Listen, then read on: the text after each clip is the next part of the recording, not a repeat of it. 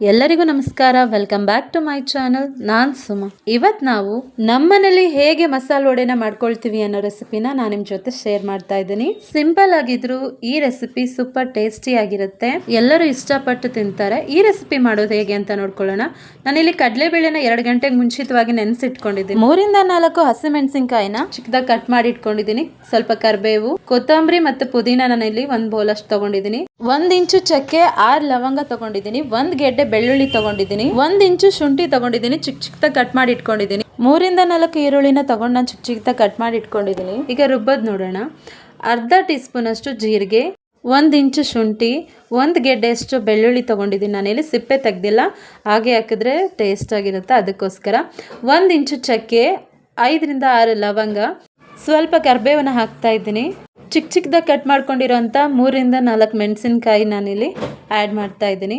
ಈಗ ಇದನ್ನೆಲ್ಲ ನಾನಿಲ್ಲಿ ತರಿಯಾಗಿ ರುಬ್ಬಿಟ್ಕೊಂಡಿದ್ದೀನಿ. ಈಗ ಕಡಲೆಬೇಳೆನ ನಾನು ಸೇರಿಸ್ತಾ ಇದ್ದೀನಿ. ನಾನಿಲ್ಲಿ 1/4 kg ಅಷ್ಟು ಕಡಲೆಬೇಳೆ ತೊಗೊಂಡಿದ್ದೀನಿ. ಈಗ ಇದನ್ನೆಲ್ಲ ಹಾಕಿ ನೀರು ಹಾಕ್ತೇನೆ ನಾವು ರುಬ್ಕೋಬೇಕಾಗುತ್ತೆ. ನೋಡಿ, ನಾನು ಇವಾಗ ರುಬ್ಬಿಟ್ಕೊಂಡಿದ್ದೀನಿ. ಈಗ ರುಬ್ಬಿಟ್ಕೊಂಡಿರೋಂಥ ಹಿಟ್ಟನ್ನು ನಾನಿಲ್ಲಿ ಒಂದು ಬೌಲ್ಗೆ ಇದನ್ನೆಲ್ಲ ಹಾಕ್ತಾ ಇದ್ದೀನಿ. ಈಗ ಚಿಕ್ಕದಾಗಿ ಕಟ್ ಮಾಡಿದಂಥ ಈರುಳ್ಳಿನ ನಾನು ಸೇರಿಸ್ತಾ ಇದ್ದೀನಿ. 1 ಬೌಲಷ್ಟು ಕೊತ್ತಂಬರಿ ಮತ್ತು ಪುದೀನ ಹಾಕ್ತಾ ಇದ್ದೀನಿ. ರುಚಿಗೆ ತಕ್ಕಷ್ಟು ಉಪ್ಪು. ಇದಕ್ಕೆ ಬೇಕಿದ್ರೆ ನೀವು ಸಬ್ಸಿಗೆ ಸೊಪ್ಪನ್ನು ಕೂಡ ನೀವು ಇದಕ್ಕೆ ಸೇರಿಸ್ಕೋಬೋದು. ಈಗ ಇದನ್ನು ಕೈಯಿಂದ ಚೆನ್ನಾಗಿ ನಾನು ಮಿಕ್ಸ್ ಮಾಡಿ ಎತ್ತಿಟ್ಕೊಳ್ತಾ ಇದ್ದೀನಿ. ನಾನೀಗ ಗ್ಯಾಸ್ ಮೇಲೆ ಎಣ್ಣೆನ ಬಿಸಿ ಮಾಡ್ಕೊಳ್ಳೋದಕ್ಕೆ ಇಟ್ಕೊಂಡಿದ್ದೀನಿ. ನೀರಲ್ಲಿ ಕೈ ತ್ಯಾವ ಮಾಡಿಕೊಂಡು ನಾನಿಲ್ಲಿ ಒಂದೊಂದೇ ವಡೆನ ತಟ್ಕೊಂಡು ಎಣ್ಣೆಗೆ ನಾನಿಲ್ಲಿ ಹಾಕ್ತಾ ಇದ್ದೀನಿ. ಗ್ಯಾಸ್ನ ಮೀಡಿಯಮ್ ಫ್ಲೇಮಲ್ಲಿ ಇಟ್ಕೊಂಡಿದ್ದೀನಿ. ಐ ಫ್ಲೇಮಲ್ಲಿ ಇಟ್ಕೊಂಡ್ರೆ ಮೇಲೆಲ್ಲ ಕಲರ್ ಚೇಂಜ್ ಆಗಿರುತ್ತೆ, ಒಳಗಡೆ ಬೆಂದಿರೋದಿಲ್ಲ. ಹಾಗಾಗಿ ಮೀಡಿಯಮ್ ಫ್ಲೇಮಲ್ಲೇ ಇಟ್ಕೊಂಡು ಫ್ರೈ ಮಾಡ್ಕೋಬೇಕು. ಎಣ್ಣೆಗೆ ಹಾಕಿದ್ಮೇಲೆ 2 ನಿಮಿಷ ಬಿಟ್ಟು ಆಮೇಲೆ ತಿರುಗಿಸ್ಬೇಕು, ಇಲ್ಲಾಂದ್ರೆ ಅದು ವಡೆ ಸರಿಯಾಗಿ ಬರೋದಿಲ್ಲ. ನಾನಿಲ್ಲಿ ಯಾವುದೇ ರೀತಿ ಸೋಡಾ ಕೂಡ ಯೂಸ್ ಮಾಡಿಲ್ಲ. ವಡೆ ಗೋಲ್ಡನ್ ಕಲರ್ ಬರೋವರೆಗೂ ನಾನಿಲ್ಲಿ ಫ್ರೈ ಮಾಡ್ಕೊಳ್ತೀನಿ. ಈಗ ನೋಡ್ತಾ ಇರ್ಬೋದು ನೀವು, ಗೋಲ್ಡನ್ ಕಲರ್ ಬಂದಿದೆ. ಇಷ್ಟಿದ್ರೆ ಸಾಕು. ಈಗ ನಾನು ಇದನ್ನೆಲ್ಲ ಸಪ್ರೇಟಾಗಿ ಒಂದು ಬೌಲ್ಗೆ ತೆಗೆದಿಟ್ಕೊಳ್ತೀನಿ.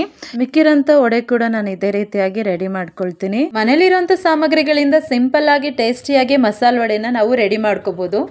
ಎಲ್ಲರೂ ಇಷ್ಟಪಡುವಂಥ ಮಸಾಲೆ ವಡೆ ರೆಸಿಪಿ ರೆಡಿ ಆಗಿದೆ. ನಾನು ಇವಾಗ ಒಂದು ವಡೆನ ನಿಮಗೆ ಮುರಿದು ಕೂಡ ತೋರಿಸ್ತೀನಿ. ನೋಡ್ತಾ ಇರ್ಬೋದು ಮೇಲೆಲ್ಲ ಎಷ್ಟು ಕ್ರಿಸ್ಪಿಯಾಗಿ, ಒಳಗಡೆ ಎಷ್ಟು ಸಾಫ್ಟಾಗಿ ಬೆಂದಿದೆ ಅಂತ.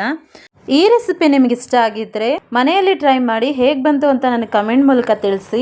ಲೈಕ್ ಮಾಡಿ, ಶೇರ್ ಮಾಡಿ, ಸಬ್ಸ್ಕ್ರೈಬ್ ಮಾಡ್ಕೊಳ್ಳಿ ನನ್ನ ಚಾನಲ್ನ. ಪಕ್ಕದಲ್ಲಿರುವಂಥ ಬೆಲ್ ಐಕನ್ನ ಪ್ರೆಸ್ ಮಾಡಿ, ಆಗ ನಾನು ಹಾಕೋಂಥ ಹೊಸ ವಿಡಿಯೋ ನೋಟಿಫಿಕೇಶನ್ ಮೊದಲೇ ಬಂದು ನಿಮಗೆ ಸೇರುತ್ತೆ.